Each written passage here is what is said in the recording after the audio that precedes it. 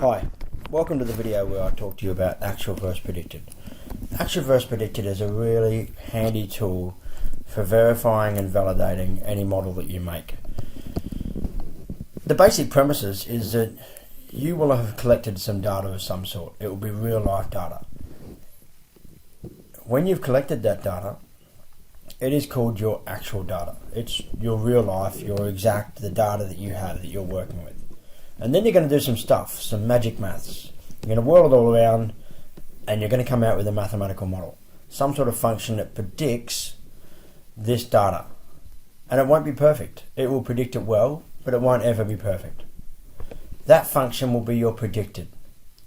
If you make a set of predicted values for the same independent variable values that you have, so for every second or every hour if you're talking about time for example, then you can match your actual value with your predicted value. Now just visually, you really want this to look about the same. If you've got an actual value of 10.7, you want your model to predict 10.7 at that point. In fact, for every point, you want them to be the same. So you always want your actual to equal your predicted. This means that mathematically, if you are looking at your actual versus predicted on a set of axes, then you want your x to equal y. So we're going to plot our actual versus predicted, and hopefully our x will be equal to our y, or as close as possible, and this will validate our model. So let's have a look now. As you can see there, I've got the movement of the projectile on the graph, and I've got a predicted line. You see the dotted blue line is my predicted line.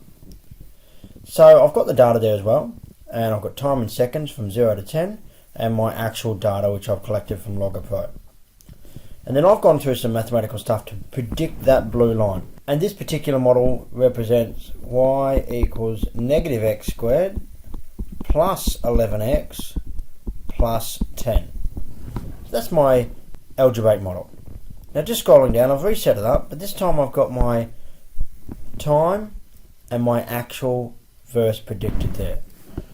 You can see my actual column and my predicted column. My predicted column has come from that model. I've substituted in 0 into the model to get 10. That's the y-intercept. I've substituted 1 into the model to get 20. 2 into the model to get 28. So on and so forth. I'm now going to produce a linear function to represent my actual versus predicted. And I'll remind you about a couple of Excel tricks as well. So going back to Excel, here's my time, actual versus predicted, and there's my original graph. I'm going to highlight actual versus predicted, and I'm going to put them onto a scatter plot. Remember, I really want this to be linear, and I really want it to look like y equals x. So, there's my scatter plot. It doesn't look too bad. Now that I've done my scatter plot, I might just do a couple of quick formatting things. I'm going to remove that predicted sign there at the top. I'm going to add a axis title, and then I'm going to also add a chart title. Now, my actual versus predicted here looks pretty linear, and I'm pretty happy with it. But I do need to check it. So what I'm going to do to check is I'm going to right click on one of the points, and it will bring up my add a trend line. I'm going to select add a trend line, and then I'm going to add a linear trend line. This time we're looking at linear. I'm also going to display my equation and my r squared on the chart. Here's my linear equation, and here's my r squared. So first of all, I've got my linear equation that came out, the linear relationship that came out of there. And this linear relationship says y equals 0.995x plus 0.0896. And I want it to equal y equals x. That's what I have. And this is what I want. Now remember, our standard linear equation in standard form is y equals mx plus b or c, whichever one you're working with. In this case, I've got an m equals 0.995, and I want m to equal 1, and I've got b equals 0.0896, and I want b to equal 0. So I'm very happy with this. Now, if you have your m is substantially incorrect, then that will probably tell you that at some point your actual versus predicted match up, but then they fall out of line. And you could look for this point and look and see if you can change and adjust your gradient using your actual versus predicted. It's even simpler if your B is out of line, such as in this case. Well, I can simply go back to my predicted model and subtract my B value from that model, so it drops every data point down 0.0896. Now this won't magically remove your B, but it may, not always, but it may help you with your model. So you can go back and try that as one of your ideas, methods of refinement. Just make sure that you explain what you're doing and why mathematically you've chosen to do that.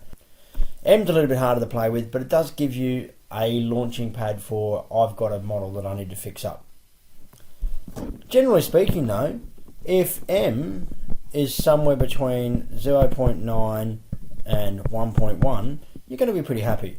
And depending on the scale, if B is, in my case, somewhere between, I'd probably say negative 0.5 and 0.5, I'd also be pretty happy, because in this case the scale is going up to 40 or so that's a fairly reasonable difference to have. But this will depend on your scale. If you're talking about a situation which is in the millions, then obviously your B value can have a little bit more leeway. Talk about that and talk about the reasonableness. Secondly, I have an R squared value. And R squared is your regression, and it gives you an indication of how precise your model fits your data. In this case, that's our model there, and we're pretty happy with that model. But we want to know if it fits our data. 0.9985. Now the way that R squared is built, and you might want to have a look at this if you're looking to explain yourself better, it produces a value, R squared, that will always be between 0 and 1. And the closer to 1 you get, the better your model is. That's the idea. My model is obviously excellent, but that's only because I did make up the data. In your case, you are unlikely to get a value that looks like this. But if your R squared in the general case is greater than or equal to 0.9, then you can be quite happy with your model. And if R squared is greater than or equal to 0.95, then this is a really good model. But you know, it's really situational dependent, and you need to have a look at your context. You need to have a look at what the reliability of your model necessitates. So if we're talking about predicting the movement of a soccer ball, it's probably that important.